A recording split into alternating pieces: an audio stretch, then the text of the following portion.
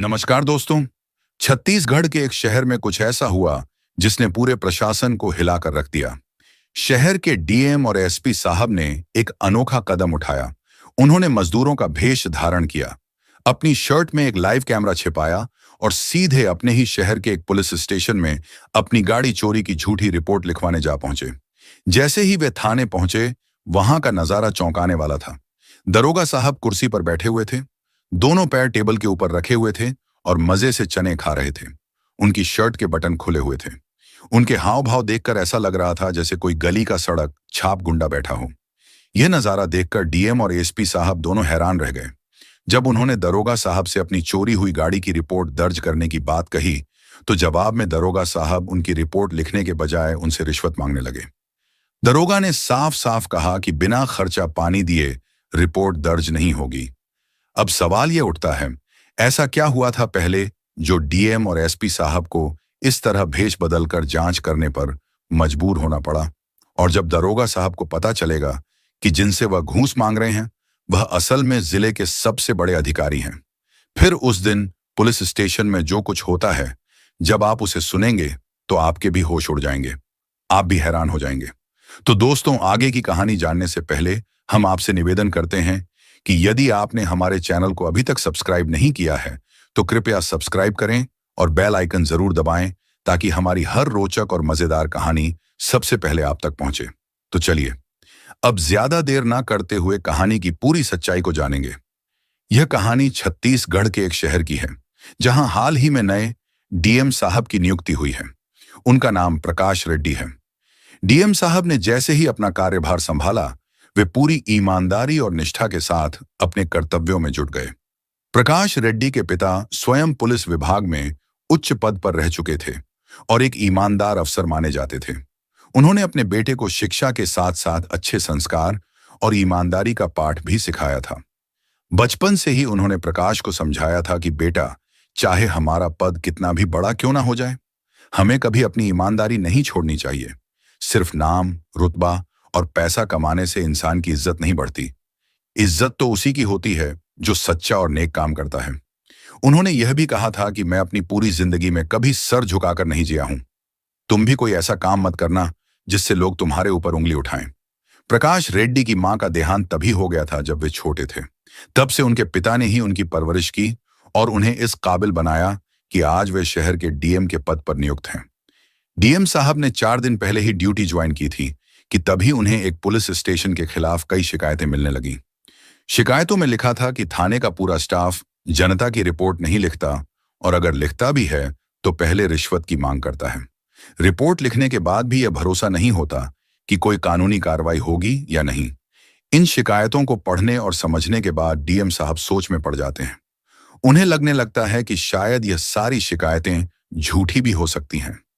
हो सकता है कि कोई जानबूझकर पुलिस स्टेशन और वहां के दरोगा को बदनाम करने के लिए ऐसी फर्जी शिकायतें भेज रहा हो, क्योंकि ऐसा अक्सर देखा गया है। ऐसे ही 3-4 दिन और बीत जाते हैं, लेकिन इन शिकायतों का आना बंद नहीं होता। शिकायतें लगातार मिलने लगती हैं। अब जब बार बार एक ही थाने की शिकायतें आने लगती हैं, तो डीएम साहब को भी यकीन होने लगता है कि जरूर कुछ ना कुछ गड़बड़ उस थाने में चल रही है। डीएम साहब फिर यह सोचते हैं कि अब इस पर गंभीरता से ध्यान देना जरूरी है। वे जिले के एसपी साहब को मिलने के लिए बुलाते हैं। दोनों की मुलाकात होती है और बातचीत के दौरान डीएम साहब बड़े ही सहज ढंग से एसपी साहब से इस मुद्दे का जिक्र करते हैं। वे कहते हैं, आपके इस थाने के खिलाफ हमारे पास कुछ गंभीर शिकायतें आई हैं। लोग कह रहे हैं कि रिपोर्ट लिखने के बदले में रिश्वत मांगी जाती है और सही कार्यवाही नहीं की जाती। यह सुनकर एसपी साहब भी सोच में पड़ जाते हैं और कहते हैं, हाँ, हो सकता है। पिछले कुछ दिनों से मेरे पास भी ऐसी शिकायतें आ रही हैं, लेकिन मैंने यह सोचकर ध्यान नहीं दिया कि शायद कोई हमारे डिपार्टमेंट को बदनाम करने की कोशिश कर रहा है। मगर अब जब आप भी यही बात कह रहे हैं तो हमें इस मामले को गंभीरता से लेना चाहिए। इसके बाद डीएम साहब और एसपी साहब इस पूरे मामले की जांच करने का फैसला लेते हैं। हालांकि वे यह भी सोचते हैं कि अगर वे सीधे थाने में जाकर कार्रवाई करेंगे तो थानेदार और बाकी स्टाफ को इसकी भनक लग सकती है। हो सकता है वे पहले से अलर्ट हो जाएं और फिर हमारे सामने कोई गलत व्यवहार ना करें। इसलिए दोनों मिलकर एक प्लान बनाते हैं। वे तय करते हैं कि एक ऑपरेशन चलाया जाए जिसमें वे अपना भेष बदलकर आम आदमी की तरह थाने में रिपोर्ट लिखवाने जाएं। इस तरह से वे खुद जान पाएंगे कि वहां क्या हो रहा है। क्या थानेदार और पुलिसकर्मी सही से रिपोर्ट लिखते हैं या उनसे रिश्वत की मांग करते हैं। इसी ऑपरेशन के जरिए उन्हें पूरी सच्चाई का पता चल सकेगा। अब दोस्तों, जिस पुलिस स्टेशन की शिकायतें डीएम और एसपी साहब के पास आ रही थीं, वहां का माहौल सच में बहुत ही खराब हो चला था। जब कोई आम आदमी उस पुलिस स्टेशन में अपनी कोई रिपोर्ट दर्ज कराने के लिए आता, तो दरोगा साहब उनके साथ बहुत ही रब और घमंड से पेश आते थे। ना तो उनकी शिकायतों को ध्यान से सुना जाता था और ना ही सही तरीके से लिखा जाता था। वहां सिर्फ पैसों का लेन देन चलता था। जब तक कोई पैसे ना दे तब तक रिपोर्ट लिखी ही नहीं जाती थी, और अगर पैसे देकर रिपोर्ट दर्ज भी करा दी जाती तो उस पर कोई कार्यवाही नहीं की जाती थी। आम आदमी कई कई दिनों तक पुलिस स्टेशन के चक्कर काटता रहता था, लेकिन उन्हें सिर्फ टाल मटोल कर वापस भेज दिया जाता। दरोगा साहब का रवैया ऐसा था कि वह कुर्सी पर शर्ट के 2-3 बटन खोलकर बैठते थे और टेबल पर पैर रखकर ऐसे अंदाज में बैठते थे मानो वह कोई इंस्पेक्टर नहीं बल्कि गली का कोई गुंडा हो। वह दरोगा साहब अपने सामने किसी की नहीं सुनते थे और पूरे थाने का कामकाज भी उसी अंदाज में चल रहा था, गैर कानूनी तरीके से, बेईमानी और घमंड के साथ। इन सब बातों को देखने और जांचने के लिए डीएम साहब और एसपी साहब ने जो योजना बनाई थी, अब उसे अमल में लाने का समय आ गया था। वे दोनों अपना भेष बदलते हैं, सिर पर एक पुराना गमछा बांधते हैं, साधारण शर्ट पहनते हैं और नीचे लुंगी लपेटते हैं। उन्होंने अपनी शर्ट के अंदर एक छोटा सा लाइव कैमरा भी छुपा लिया था ताकि सब कुछ रिकॉर्ड हो सके। वे इस तरह से तैयार हो जाते हैं कि कोई उन्हें पहचान न सके। अपनी सरकारी गाड़ियों को वे शहर के बाहर रुकवा देते हैं और वहां से एक रिक्शा लेकर सीधे पुलिस स्टेशन पहुंचते हैं। जैसे ही वे थाने के गेट के पास पहुंचते हैं और अंदर जाने की कोशिश करते हैं तो बाहर खड़ा एक कांस्टेबल उन्हें रोक देता है। वह गुस्से में कहता है, अरे रुको, कहां गुस्से चले जा रहे हो? पहले बताओ क्या काम है, कहां जाना है? डीएम साहब जवाब देते हैं, हमें एक रिपोर्ट दर्ज करानी है, इसलिए अंदर जा रहे थे। तो कांस्टेबल तुनक कर बोलता है, तुम लोग ऐसे ही सीधे अंदर घुस जाओगे क्या? पहली बार आए हो थाने में नहीं मालूम कि थाने के अंदर कैसे जाया जाता है? यह सुनकर डीएम साहब थोड़ी देर के लिए सोच में पड़ जाते हैं कि जब बाहर खड़ा यह कांस्टेबल ही ऐसा व्यवहार कर रहा है तो अंदर का हाल कैसा होगा। तभी एसपी साहब धीरे से डीएम साहब को एक कोने में ले जाते हैं और कहते हैं, सर, अभी एक्शन लेने का समय नहीं है, हमें इसे पैसे दे देने चाहिए। देखते हैं अंदर जाकर ये लोग हमारे साथ और क्या क्या करते हैं। डीएम साहब को बहुत गुस्सा आता है, लेकिन वह अपने गुस्से को कंट्रोल करते हैं क्योंकि वह इस पूरे ऑपरेशन को शांत और चुपचाप अंजाम देना चाहते थे। फिर वह अपनी शर्ट की जेब से एक 100 रुपए का नोट निकालकर कांस्टेबल को थमा देते हैं। कांस्टेबल वह नोट देखकर तिरस्कार के भाव से बोलता है, क्या तुमने मुझे कोई भिखारी समझ रखा है जो 100 रुपए दे रहे हो? और पैसे निकालो अपनी जेब से। अब डीएम साहब का गुस्सा और भी ज्यादा बढ़ जाता है। उनका चेहरा गुस्से से लाल हो जाता है, लेकिन एसपी साहब उन्हें शांत करते हैं। वह उनके कंधे पर हाथ रखते हैं और फिर अपनी जेब से एक और 100 रुपए का नोट निकालकर कांस्टेबल को देते हुए बोलते हैं, साहब, हम गरीब लोग हैं, इससे ज्यादा पैसे हमारे पास नहीं हैं। अगर आज हमारी रिपोर्ट नहीं लिखी गई तो हमारा बहुत बड़ा नुकसान हो जाएगा। कांस्टेबल उनकी बात सुनकर कहता है, ठीक है, अंदर जाओ। वहां सामने केबिन में साहब बैठे हैं, जाकर उन्हें अपनी समस्या बताओ और रिपोर्ट लिखवा लो। अब डीएम और एसपी साहब एक दूसरे का मुंह देखते हैं और बिना कुछ बोले सीधा दरोगा के केबिन के अंदर चले जाते हैं। जैसे ही वे अंदर जाते हैं, उनके सामने का नजारा देखकर दोनों के चेहरे गुस्से से लाल पीले हो जाते हैं। दरअसल वहां का दरोगा साहब कुर्सी पर बैठा हुआ था और आराम से चना चबा रहा था।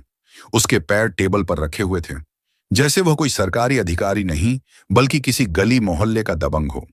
जब वह देखता है कि 2 आदमी अंदर आए हैं तो वह धीरे से अपने पैर नीचे करता है और उन्हें देखकर बोलता है, हाँ भाई, बोलो क्या काम है, क्यों आए हो यहां? तो डीएम साहब, जो मजदूर के भेष में थे, हाथ जोड़ते हुए निवेदन करते हैं, साहब, हमारी ऑटो रिक्शा चोरी हो गई है, उसी की रिपोर्ट लिखवाने आए हैं।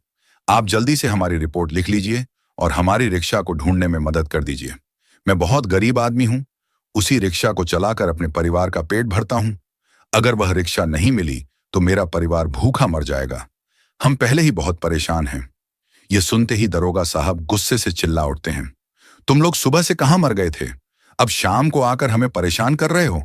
तो डीएम साहब जवाब देते हैं, साहब सुबह से हम खुद ही अपनी रिक्शा को ढूंढ रहे थे, सोच रहे थे कि खुद मिल जाए तो पुलिस स्टेशन के चक्कर ना काटने पड़े, लेकिन पूरे शहर में कहीं नहीं मिली। अब आपसे हाथ जोड़कर विनती कर रहे हैं कि हमारी रिपोर्ट लिख लीजिए।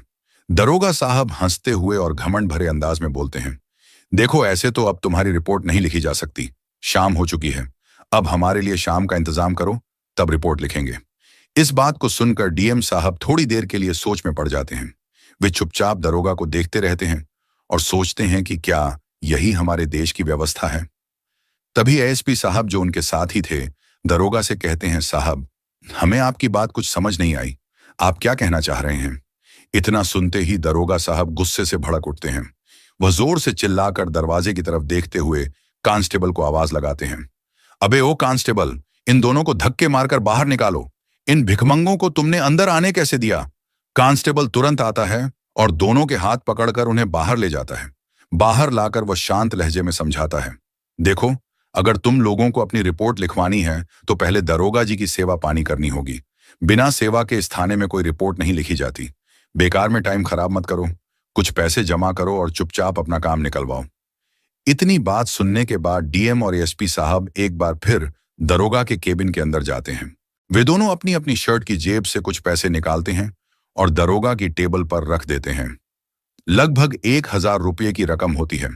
फिर दोनों हाथ जोड़कर विनती करते हुए कहते हैं, साहब हमारे पास सिर्फ इतने ही पैसे बचे हैं, ज्यादा अब हमारे पास कुछ भी नहीं है। अब जैसे ही दरोगा साहब टेबल पर रखे हुए पैसे को देखते हैं तो गुस्से में गरज उठते हैं। वह अपनी आवाज ऊंची करके बोलते हैं, सिर्फ इतने कम पैसों से तुम्हारी रिपोर्ट कैसे लिखी जा सकती है? तुम्हारे ऑटो रिक्शा को शहर में ढूंढने के लिए बहुत खर्चा आएगा, गाड़ी को इधर उधर घुमाना पड़ेगा, पेट्रोल लगेगा और हमें भी बहुत परेशानियां झेलनी पड़ेंगी। तुम्हें अभी और पैसों का इंतजाम करना पड़ेगा, तभी तुम्हारी रिपोर्ट लिखी जाएगी। दरोगा की यह बात सुनते ही एएसपी साहब, जो अभी तक मजदूर के भेष में खड़े थे, गंभीर होकर बोल पड़ते हैं, सर आपको तो सरकार से तनख्वाह मिलती है, गाड़ी का पेट्रोल डीजल ऑफिस का सारा खर्चा भी सरकार ही देती है।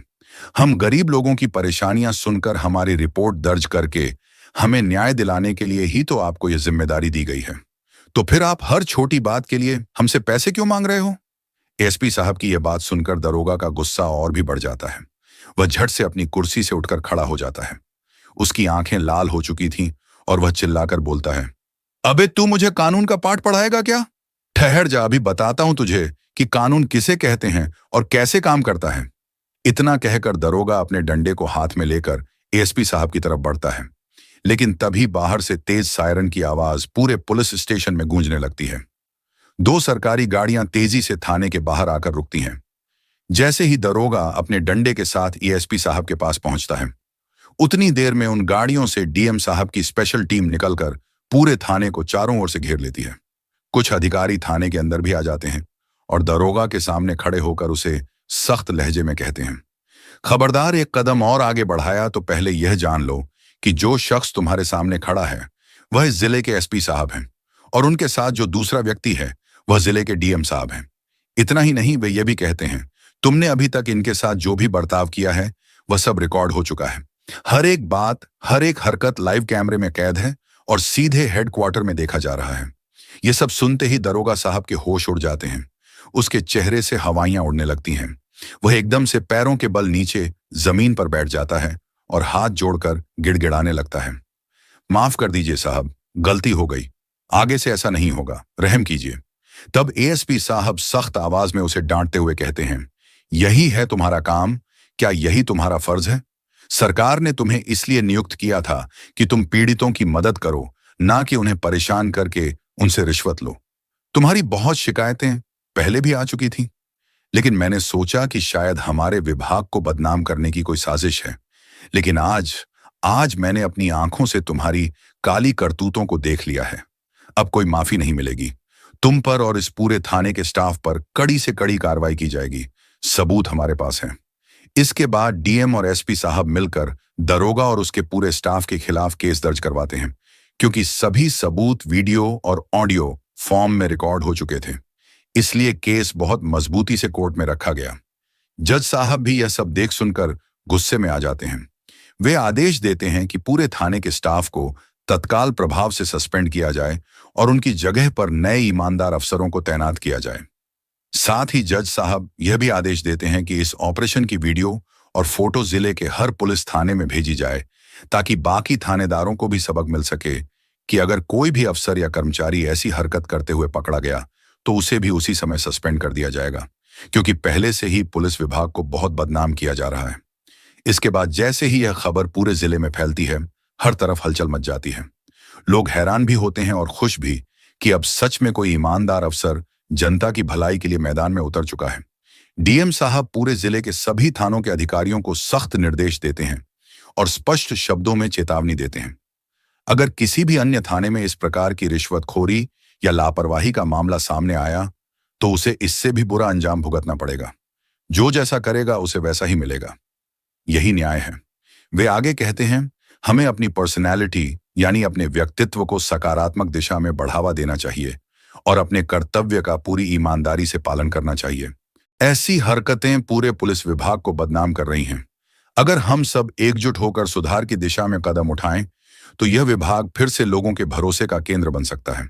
हमें खुद को और पूरे सिस्टम को बेहतर बनाना है।